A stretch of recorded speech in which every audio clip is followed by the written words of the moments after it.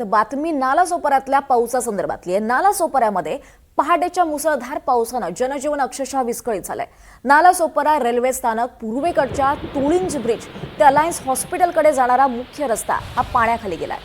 रात्रीपासून सुरू असलेल्या रिमझिम पावसानंतर पहाटे तासभर झालेल्या या जोरदार सरींनी संपूर्ण परिसर जलमय केलाय।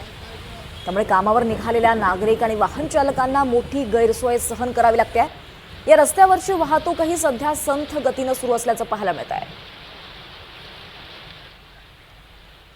अधिक माहिती घेऊयात आमचे प्रतिनिधी मनोज सातवी यांच्याकडून। मनोज, काय परिस्थिती आहे पावसाची सध्या तिथे?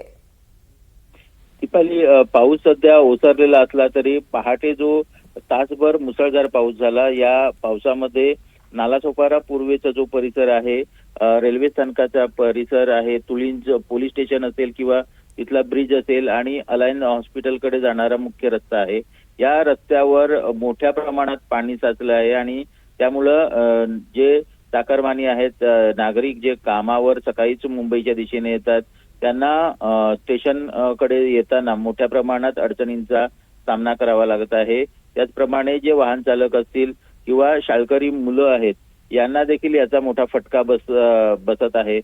एकंदरीत ही सर्व समस्या का होती हे नेमकं पाहणं महत्वाचं आहे, कारण थोडासा जरी पाऊस झाला तरी या ठिकाणी असलेली जी पाण्याचा निचरा होण्यासाठी जी व्यवस्था असणे गरजेचं आहे ती नाहीये आणि त्यामुळं गटार व्यवस्था किंवा जे नाले सफाई आहे याच्याकडेच लोकांचं बोट जातं आणि ही जर पाणीचा निचरा होण्याची व्यवस्था किंवा गटार व्यवस्था व्यवस्थित साफसफाई झाली असती तर ही वेळ आल्या नसती, असा नागरिकांचा आरोप आहे। दीपाली, निश्चितच मनोज, रस्ते अक्षरशः जलमय झालेले आहेत। धन्यवाद या सगळ्या सविस्तर माहितीसाठी।